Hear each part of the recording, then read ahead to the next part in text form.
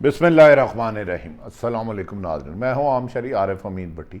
अहम तरीन खबर के साथ नाज़रीन, आज इस्लामाबाद और पिंडी में तीन शख्सियात की अहम तरीन मुलाकात हुई, जिसके बाद अफवाहें तकरीबन दम तोड़ गई। कहा जा रहा है कि इंदर बदर घंटों में ने DGISI का बाकायदा समरी पर साइन कर दिया जाएगा और आज उनकी मुलाकातें खुशगवार रहीं।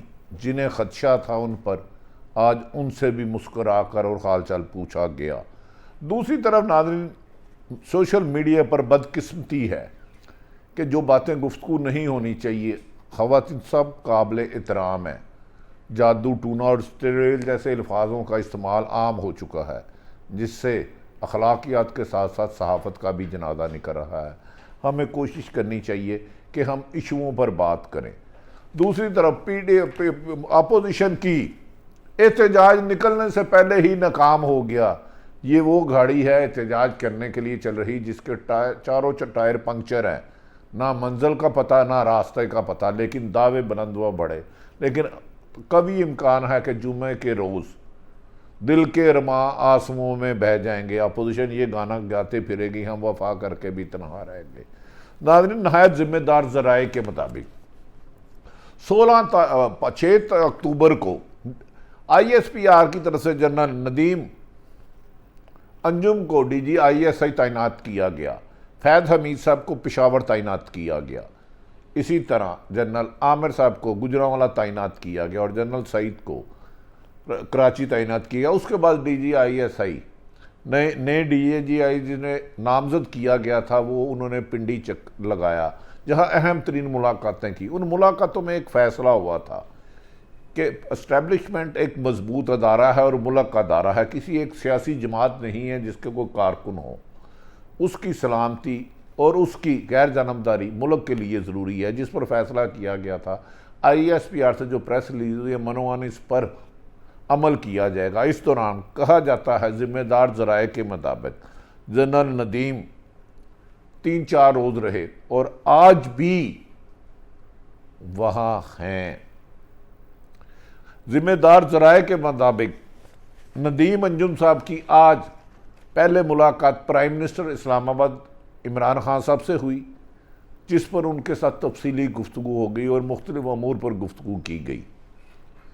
इसके बाद उन्होंने वज़ीर आज़म पाकिस्तान उनकी गुफ्तगू से खासे मुतमिन नज़र आए और उन्होंने कहा, ज़राए के मुताबिक हमें ऐसा ही अफसर चाहिए, क्योंकि आने वाले दिनों में अमेरिका पाकिस्तान के ख़िलाफ़ साजिशें कर रहा है, अफ़गानिस्तान की सूरत हाल कशीदा है, और जबकि अंदरूनी मुल्क भी कोई गैर मुल्की एजेंडों पर पाकिस्तान का अमन तबाह कर रहे हैं। नए जिन्हें तैनात किया ISPR की तरफ से तैनात कर दिया गया, सबने वो नदीम अंजुम की वज़ीर आज़म से खुशगवार मुलाकात के बाद वो पिंडी रवाना हो गए और उसके बाद उनकी आर्मी चीफ से भी बात ज़राए ये ख़बरें आ रही हैं कि मुलाकात हुई और उन्होंने बताया कि prime minister of Pakistan Imran Khan से उनकी मुलाकात खुशगवार हुई और उन्होंने आने वाले वक्त में पॉलिसियों पर कुछ ब्रीफिंग दी। नाज़रीन, ये मुलाकात खिलाफ तवक्को हुई, क्योंकि कुछ लोग सोशल मीडिया पर शोर मचा रहे थे कि वज़ीर आज़म पाकिस्तान समरी पर साइन नहीं करते, क्योंकि इसमें गलती भी हुकूमत के एंड से हुई कि अगर ये 6 तारीख को समरी जाती, जो मादी में होता है कि वज़ीर आज़म और आर्मी चीफ के दरमियान ये गुफ्तगू होती है और साइन हो जाते हैं। इस दफ़ा वज़ीर आज़म इमरान खान के नादान दोस्तों ने उन्हें हक़ायक़ नहीं बताए और उस वजह से पहले सोशल मीडिया पर शोर मचा, फिर नेशनल मीडिया पर ये ज़बान ज़द आम आ गई कि DGISI की तैनाती पर आर्मी चीफ और वज़ीर आज़म में मुकम्मल तौर पर इत्तफाक नहीं हो सका।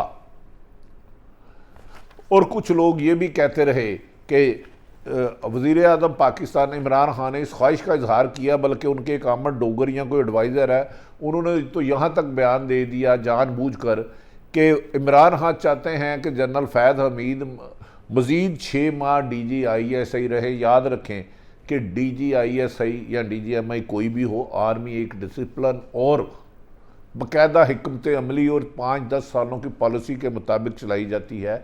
इसमें शख्सियात का फ़र्क नहीं पड़ता।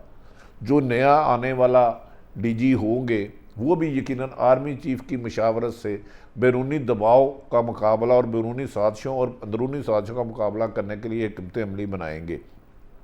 नाज़रीन, ये भी कहा जा रहा है कि वज़ीर आज़म पाकिस्तान इस मुलाकात से मुतमिन है। जैसे ही ये मुलाकात की खबर अहम ज़राए से मुख्त अपोजिशन को मिली तो वहाँ मातम मच गया। उन्होंने कहा, हम तो समझ रहे थे कि सिविल और अस्करी क़यादत में इख्तलाफात के बाद हमारी जगह बन जाएगी।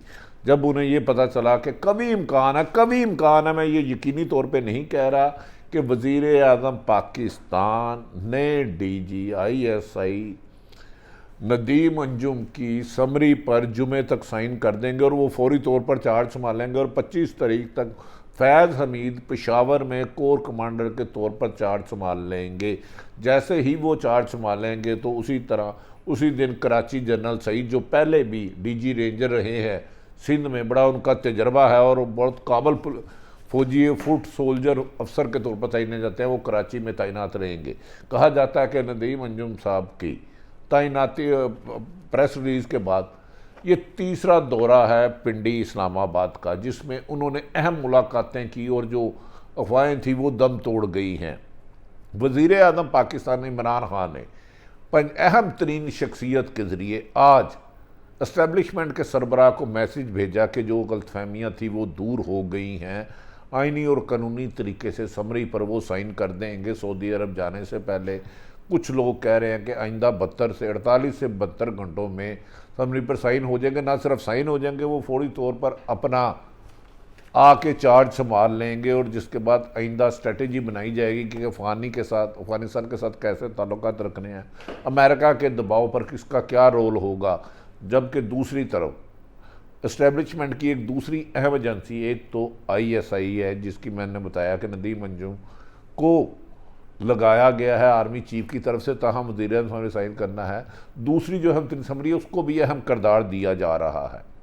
नाज़रीन, जैसे ही वो चार्ज संभालते हैं तो उसके बाद कहा जा रहा है कि अपोजिशन फिर अपने बयानिए से भाग जाएगी और घबरा जाएगी कि वो समझ रहे थे कि अस्करी क़यादत और सिविल हुकूमत में इख्तलाफात हुकूमत का खात्मे का सबब बन जाएंगे। जबकि इस सिलसिले में वज़ीर आज़म पाकिस्तान और आर्मी चीफ के दरमियान एक अहम तरीन शख्सियत ने ब्रिज का रोल अदा किया। इसमें सियासी लोग फेल हो चुके थे। कुछ लोग वज़ीर आज़म इमरान खान को मिसगाइड कर रहे थे, जबकि एक नहायत वज़ीर आज़म के करीबी दोस्त जिनकी इस्टेब्लिशमेंट में भी खासे रवाबते हैं, उन्होंने ब्रिज का रोल अदा करते हुए इस इबहाम को दूर कर दिया और कभी इम्कान है कि हो जाएगा। नाज़रीन, दूसरी तरफ जैसे ही ये इतला आई तो सोशल मीडिया पर वज़ीर आज़म पाकिस्तान की फैमिली के बारे में नहायत नामुनासिब अल्फाज इस्तेमाल किए गए। किसी भी तरीके से किसी भी मुझे ये ज़ेब नहीं देता कि मैं किसी की फैमिली के बारे में नामुनासिब अल्फाज इस्तेमाल करूं।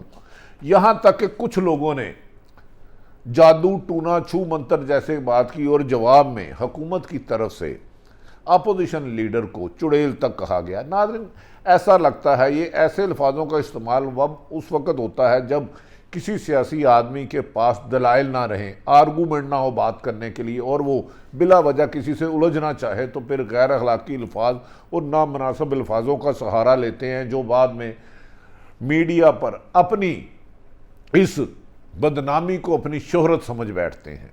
यकीनी बात है, सियासत करना सियासतदानों का हक है और मीडिया का हक है कि जहां वो गलती देखे उसकी निशानदेही करे। ना मीडिया का ये काम कभी हुकूमत बनाना था ना है। ये भी कहा जा रहा है कि अपोजिशन जो आस लगा रही थी कि वज़ीर आज़म की हुकूमत जा सकती है, कभी इम्कान है कि वज़ीर आज़म 2023 तक इमरान खान ही रहेंगे और अपोजिशन के अरमान, दिल के अरमान आंसुओं में बह गए और ये गुनगुना भी रहे हैं।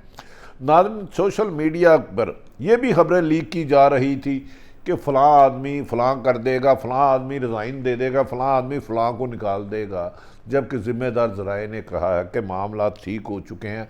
कुछ लोगों की ख्वाहिश और झूठे प्रोपेगेंडे से अदारे कमज़ोर नहीं हुआ करते। अदारे अपनी परफॉर्मेंस पर मजबूत और बेहतर फ़ैसले करते हैं।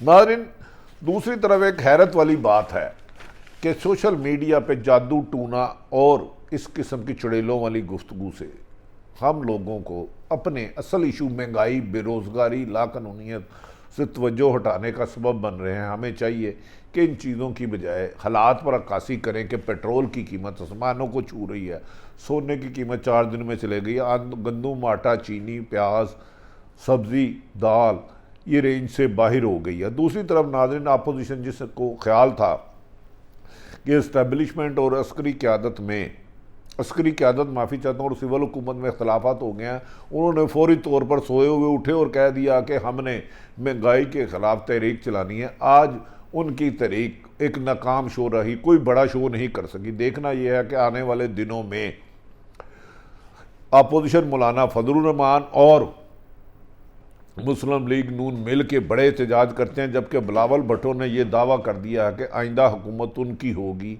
जबकि सिंध से तल्लुक़ रखने वाले कहते हैं कि 13 साल से मुसलसल पीपल्स पार्टी की हुकूमत ने अवाम की मुश्किलात में इजाफा किया है।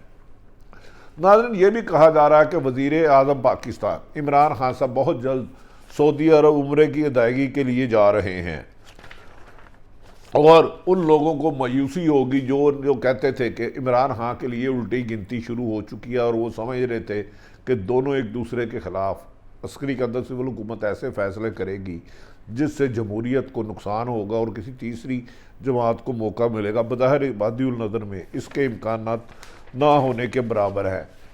आज जनरल नदीम अंजुम का कराची, पिंडी और इस्लामाबाद के दौरे के बाद तवक्को की जा रही है कि आने वाले दिनों में तमाम अफवाहें दम तोड़ जाएंगी और इस्टेबलिशमेंट और सिविल हुकूमत एक पेज पर बेहतरी से काम करेंगी, जबकि अपोजिशन का ये देखना ये है कि लॉन्ग मार्च का ऐलान भी किया जा रहा है। क्या उस लॉन्ग मार्च की क़यादत मरीम नवाज़ करती हैं या शहबाज शरीफ पढ़ती हैं? अभी ये भी मुम्मा हल तलब है, जबकि कहा जाता है कि मरीम और शहबाज अमूमन एक जलसे में नहीं जाते क्योंकि दोनों के बयानिए और नज़रिए में फ़र्क है। तमाम सूरत हाल आप तक रखी। मैं चाहता हूँ DGI की तैनाती के बाद पाकिस्तान में होने वाली मुख्तलिफ प्रोपेगेंडा और लीकेज खबरों का दम टूट जाएगा और महंगाई वज़ीर आज़म इमरान खान के लिए यकीनन बहुत बड़ा चैलेंज है।